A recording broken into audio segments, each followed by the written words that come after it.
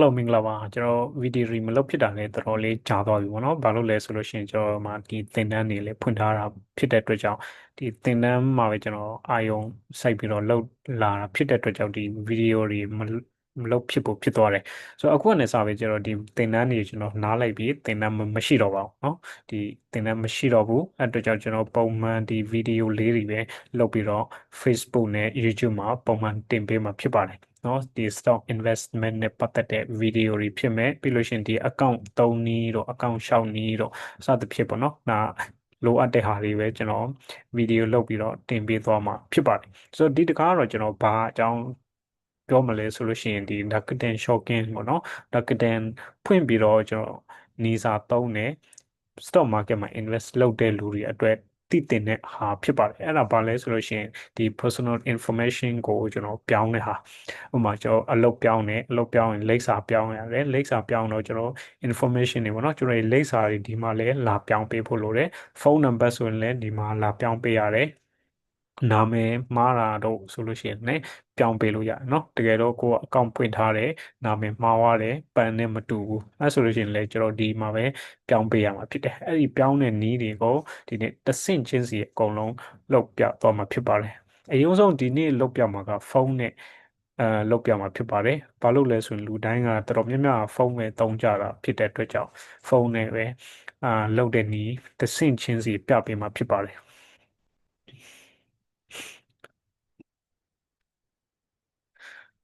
ကျွန်တော်ဖုန်းနဲ့လုပ်ဖို့အရင်ဆုံးကျွန်တော်ဒီ iGrow ပေါ့နော် iGrow account iGrow application ရှိမယ်အဲဆိုလို့ရှိရင်ကျွန်တော်ဒီ iGrow account တွေကိုဝင်လိုက်မယ်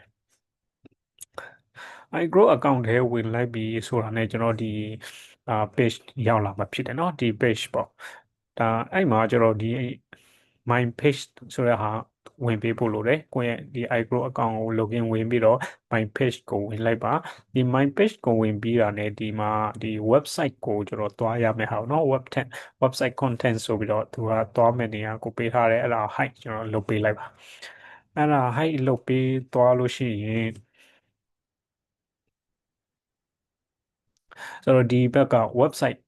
ဖက်ရောက်လာပြီเนาะဒါ website ဖက်ဖြစ်တယ် website ရောက်လာပြီဆိုလို့ရှိရင်ဒီအပေါ်ဆုံးမှာ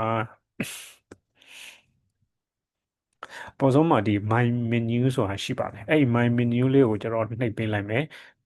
ဝင်လိုက်မယ်เนาะဝင်လို့ရှိရင်ဒီဘက်ကကျွန်တော်ဒီ page လေးပြန်ရောက်လာမှာဖြစ်တယ်အဲ့မှာဒီအောက်မှာပေါ့ဒီအောက်မှာဒီお客様情報เนาะ設定変更ဆိုတဲ့ဟာရှိပါတယ်ဝိုင်းပေးထားတဲ့ဟာအဲ့ဒါကိုကျွန်တော်နှိပ်လိုက်မယ်အဲ့ဒါနှိပ်ပြီးလို့ရှိရင်ကျွန်တော်ဒီဘက်မှာ security 設定ဆိုတဲ့ဟာပြန်ဝင်လိုက်မယ်အဲ့ဒါဝင်ပြီးပြီဆိုရင်ကျွန်တော်နောက်ဒီ page တကူထပ်ရောက်သွားလိုက်မယ်ဒီခုနဒီ security 設定ပဲเนาะအဲ့မှာဒီအပေါ်မှာပေါ့အဲ့တော့ဒီမှာဝိုင်းပေးထားပါတယ်အဲ့ဒီဟာကိုပဲကျွန်တော်ဒီဝင်လိုက်မယ်အဲ့ဒါဝင်ပြီးပြီဆိုတာနဲ့ဒီဘက်ကဒီ page ရောက်လာမှာဖြစ်ပါတယ်အဲ့မှာကျွန်တော်ဒီအမှန်ချစ်ပြီးတော့ဒါလုပ်လို့ရเนาะဒါဒီဟာကိုပိတ်ပြီးတော့သွားရုံပါပဲအဲ့မှာကျွန်တော်ဒီနေရာမှာကဒီဖုန်းနံပါတ်အတိကကတော့ဒီမှာဒီ one time key ကိုเนาะသူကဒီ6လုံးကိုသူကပို့ပေးမှာဖြစ်တယ်အဲ့ဒါကိုသူက mail နဲ့ပဲပို့ခိုင်းစေချင်တာလားဖုန်းနံပါတ်နဲ့ပို့ခိုင်းစေချင်လားပေါ့เนาะအဲ့မှာရွေးပေးရမှာဖြစ်တယ်တကယ်တော့ကိုကဖုန်းနံပါတ်မသုံးတော့ဘူးဆိုလို့ရှိရင်အဲ့ဒါအဆင်မပြေဘူးပေါ့เนาะကျွန်တော်ရဲ့ case ကအခုဒီဟာဖုန်းနံပါတ်ကိုကျွန်တော်ပြောင်းချင်တာဖြစ်တယ်ဒီဖုန်းနံပါတ်ကကျွန်တော်မသုံးတော့အဲ့တော့ကျွန်တော်ဒီဖုန်းနံပါတ်ရွေးမိလို့ရှရင်အဲ့ပို့လို့မရတော့เนาะအဲ့ဒါကိုကပုံမှန်ကိုကသုံးနေတာက email mail ဖြစ်တဲ့အတွက်ကြောင့်ကျွန်တော်ဒီ mail ပဲကျွန်တော်ရွှေ့ပေးလိုက်တယ်အဲ့တော့ကျွန်တော်ရဲ့ဒီ mail မှာပို့ပေးတယ်เนาะဒီ mail မှာကြာလာတဲ့အဲ့မှာကိုယ် mail ကိုသွားစစ်လို့ရှိရင်ဒီနံပါတ်6လုံးပို့ပေးပါတယ်အဲ့နံပါတ်6လုံးကိုကျွန်တော်ဒီမှာဒီ one time key ဆိုတဲ့နေရာမှာเนาะ6လုံးကျွန်တော် copy paste လုပ်လိုက်တယ်နောက်မှမဟုတ်ရှင်တစ်လုံးချင်းစီရေးလိုက်ပေါ့အဲ့ဒါရေးပြီးလို့ရှိရင်ကျွန်တော်ဒီနောက်ဆက်သွားမယ်စကီရဲ့သွားတဲ့ခါမှာကျွန်တော်ဒီဘက်ကအာ page ရောက်လာပါတယ်ဒီနေရာမှာခုနကျွန်တော်ရေးလိုက်တဲ့6လုံးအဲ့ဒီရဲ့အောက်မှာဒီထိုရီဟီကီအန်ရှောဘန်ကိုဆိုတာပင့်လေးလုံးပေါ့နော်ကျွန်တော်အစကိုတည်းကဒါဟိုဒီအကောင့်ဖွင့်ကြရပြောတယ်မမေ့ဖို့ဒီပင့်လေးလုံးထည့်ပေးရမှာဖြစ်ပါတယ်အဲ့ဒါမထည့်လို့ရှိရင်လည်းဝင်လို့မရဘူး ပြီးလို့ရှိရင်ကျွန်တော်ဒီနောက်ဆက်သွားမယ်ဆိုတော့နောက်ဆက်သွားတဲ့နေရာမှာကျွန်တော်အဓိကပြောင်းလိုချင်တဲ့နေရာကဒီနေရာပေါ့နော်လိပ်စာအပေါ်ကလိပ်စာရှိမယ်ဒီဖုန်းနံပါတ်ဒီနိုင်ငံသားအဖြစ်ပေါ့နော်ဒါတွေပြောင်းလို့ရတယ်โอเคကိုကကျွန်တော်ကဒီဖုန်းနံပါတ်ပြောင်းချင်တာဖြစ်တဲ့အတွက်ကြောင့်ဒီဖုန်းနံပါတ်နေရာကိုကျွန်တော်အမှန်ချစ်ပေးမယ်လိပ်စာပြောင်းချင်ရင်ဒီအပေါ်ကလိပ်စာနေရာမှာလည်းဒီလိုအမှန်ချစ်ပေးပါနော်ကိုပြောင်းချင်တဲ့ဟာအကုန်လုံးဒီမှာအမှန်ချစ်ပေးအမှန်ချစ်ပေးပြီးလို့ရှိရင်တော့ဒီမှာကျွန်တော်ဖုန်းနံပါတ်ပဲပြောင်းချင်တယ်ဒီနံပါတ်ကကျွန်တော်မသုံးတော့ဘူးဆိုတဲ့အတွက်ကျွန်တော်ပြောင်းချင်တယ်အဲ့ဒါကြောင့်ကျွန်တော်ဒီမှာအမှန်ချစ်ပေးလိုက်တယ်အမှန်ချစ်ပြီးရင်ဒီမှာအောက်ကဒီဟာဝင်သွားဆက်သွားပြရမှာเนาะဒါဝင်ပေးထားတယ်အဲ့ဒါကိုဆက်သွားပေးပါဆက်သွားပြီးလို့ရှိရင်ဒီဘက်မှာနောက်ခုနကျွန်တော်ဒီဖုန်းနံပါတ်ကိုပြောင်းချင်တာဖြစ်တယ်အဲ့ဒီအတွက်ကြောင့်ဒီနံပါတ်ကိုကျွန်တော်ဖြတ်လိုက်ဒီနေရာမှာပဲဒီဖြတ်ပြီးတော့ဒီမှာဖုန်းနံပါတ်အသစ်ရေးလိုက်မယ်เนาะကျွန်တော်